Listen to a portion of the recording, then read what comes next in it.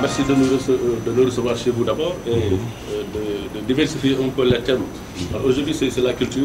Qu'est-ce qui vous a poussé à vouloir inspirer les jeunes dans ce domaine-là? Bon, je répondrai par votre question pour dire que ce que nous avons fait aujourd'hui, c'est plus ou moins une continuité. Parce que durant la période des élections, M. Nya peut être témoin, nous avions organisé ici une rencontre avec les acteurs socio-culturels. Parce que c'est une conviction très forte chez nous, parce que nous sommes convaincus que nous ne pourrons jamais développer notre pays en toujours allant à la conquête de la science à partir d'une langue étrangère. Ça, c'est un leurre. Si nous voulons participer donc à cette compétition mondiale, il faut qu'on ait un socle solide, que nous soyons armés. Et la meilleure arme pour aller vers cette conquête, c'est la maîtrise de la langue.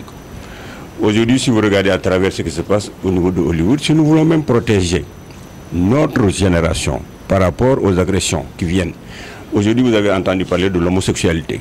Mais savez-vous qu'aujourd'hui, au niveau du financement du cinéma, on ne finance plus les films où il n'y a pas des parties d'homosexualité.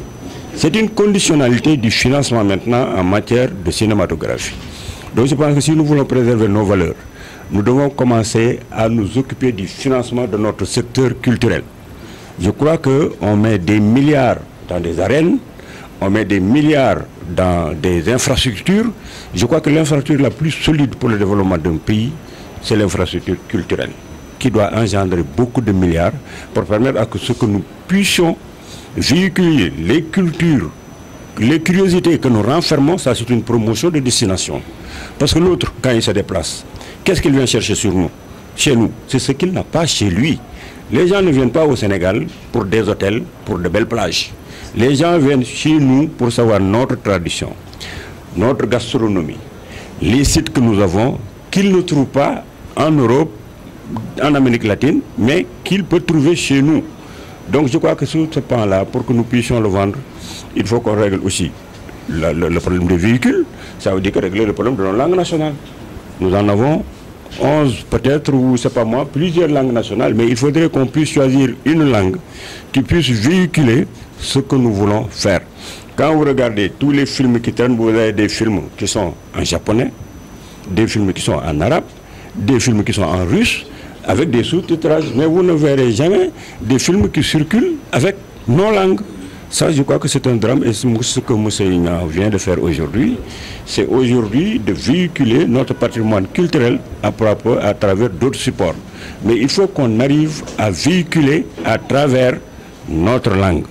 Parce que vous ne pouvez pas expliquer ce que nous vivons, ce que nous sommes, parler de Lador, parler de Serigne Touba, de Maba Diakhou, des trucs comme ça, dans une langue étrangère. Des fois même, vous êtes confronté à des problèmes de concept, que vous avez des difficultés pour traduire dans d'autres langues. Alors, nous, on nous a formés en français. Des fois, nous avons même des difficultés pour expliquer certaines choses. Il est plus aisé pour moi de parler en français que de m'exprimer en Wolof. C'est un désastre. C'est un désastre. Ce cours, on aurait pu le faire en Wolof, mais on allait buter sur des concepts, sur des réalités difficiles à traduire dans nos langues nationales. Ce qui veut dire qu'il faudrait que nous puissions accentuer la formation, mettre de l'argent qu'il faut pour que ces acteurs qui sont là, qui sont les véritables ambassadeurs de l'Afrique, puissent avoir les supports nécessaires pour ne pas être dépendants de l'autre.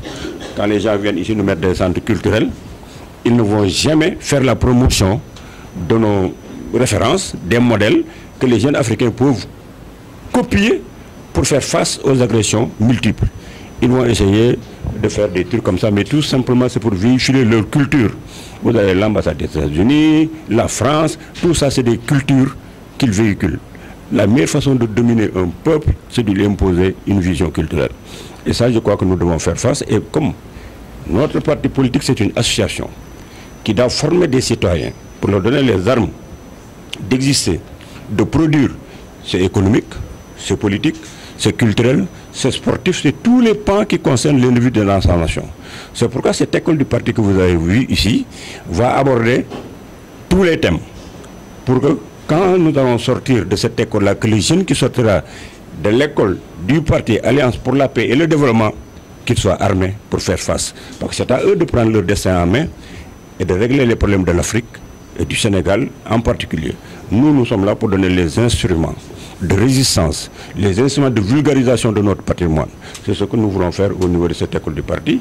Et je profiterai de l'occasion donc pour remercier M. Messegnan, qui répond toujours à nos appels, qui est toujours disponible pour partager avec les jeunes.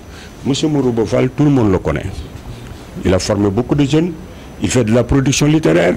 Chaque fois que vous l'invitez, il vient. Ce n'est pas la première fois que je le rencontre aussi. Je le rencontre avec Charles Elie Moreau, dans d'autres sphères.